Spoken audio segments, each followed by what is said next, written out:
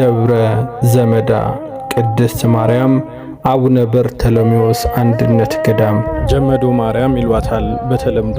ሰሜን ወሎ ራያ ቆቦ ወረዳ ትገኛለች። ወንጌላዊው ቅዱስ ሉቃስ የሳላ እመቤታችን የቅድስት ድንግል ማርያም ምስለ ፍቁር ወልዳ ስዕል የሚገኝበት ጥንታዊቷ ታሪካዊቷ ደብረ ዘመዳ ቅድስት ማርያም።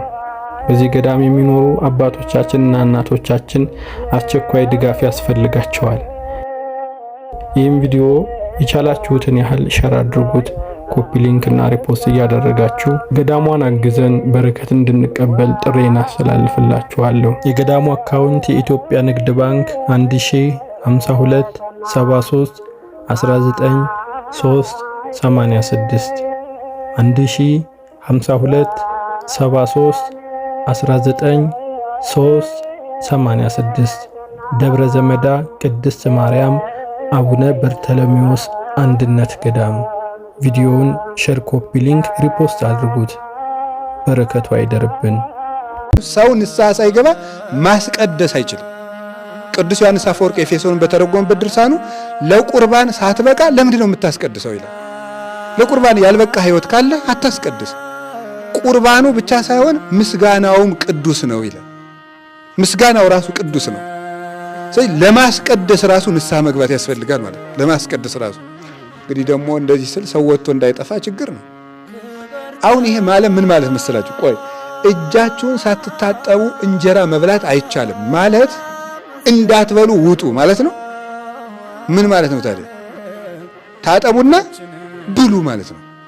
ንስሐ ሳይገቡ ማስቀደስ እንኳን አይቻልም ማለት ምን ማለት ነው ትርጉሙ? ንስሐ እየገባን ምን እንበል ነው? እናስቀድስ ማለት ነው። ንጹህ ምስጋና ነው። እንዴት ነው ይውላችሁ? ያ ሰውዬ ግን ንስሐ ሳይገባ ቤተክርስቲያኑ ሲገባ ቤተክርስቲያኑ ያለ ይመስለዋል እንጂ ታወጣክ አፋ ቤተክርስቲያን አውጥታን የምትጥልህ ይላል ራሱ ሥርዓተ ቅዳሴው። ቤተክርስቲያን አውጥታ ትጥልሃለች ይላል። ስለዚህ አንድ ሰው ንጹህ መሆን አለበት በንስሐና ሰው የሚነጻ በምንድን ነው? በንስሐ ይነጻል። ከዛስ በምን ይነጻል? በእርቅ እና በይቅርታ ይነጻል። ለምሳሌ ከቤተ ክርስቲያኑ በር ላይ ምን የሚል አለ? ደጀ ሰላም የሚባል አለ አይደል? ያ ደጀ ሰላም ቅዳሴው ንጹህ ስለሆነ ቂም የያዙ ሰዎች እንዳይገቡ ከቂም የሚነጹበት ነው የቤተ ክርስቲያኑ በር ማለት ነው። እዚያ ላይ ምን ማድረግ አለባቸው? መጀመሪያ ይቅርታ ጠይቀው ነው መግባት ያለባቸው። የማቴዎስ ወንጌል ምዕራፍ 5 ላይ ጌታ ነግሮናል ማለት ነው። መስዋዕት ይዘመተ ከቤተ ክርስቲያኑ ስትደርስ ወንድምህን እንዳስቀየምከው ብታስታውስ መባህን አስቀምጠህ ሂድና ወንድምህን ታርቀህ መጥተህ መስዋዕትህን አቅርብ። ይህን አለው።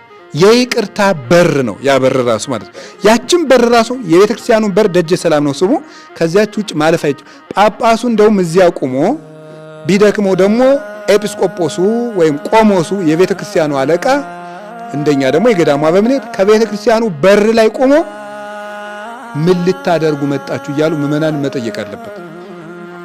ምን ልታደርጉ መጣችሁ ብሎ ከክርስቶስ ጋር ለመታረቅ መሆኑ ታርቀው መምጣታቸውን ማረጋገጥ አለበት ማለት ነው። እዚች ቤተ ክርስቲያን ውስጥ ባይድ አይኖርባትም። ሥርዓተ ቅዳሴው እንደሚለው ባይድ በቤቷ አይኖርም።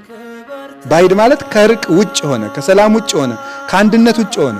ደግሞ እንደዚህ ስላችሁ ጊዜ እኔ እስከምታረቅ ድረስ ቤተክርስቲያን አልሄድም በሉ። ደግሞ መቼም ሰው መከረኛ ፍጡር እንደው አይጣል እኮ ነው። ታርቀን እንምጣ ነው እንጂ ቂማችን ይዘን ቁጭ እንደው አይጣል ድረስ እኮ ነው። ሰው ወደ ሕክምና ና ሲባል የለም በቃ ነው ብሎ በሽታዬን አትንኩብኝ አይባልም። በሽታ ለሐኪም አሳይቶ መግባት ነው። ንጹህ ቅዳሴ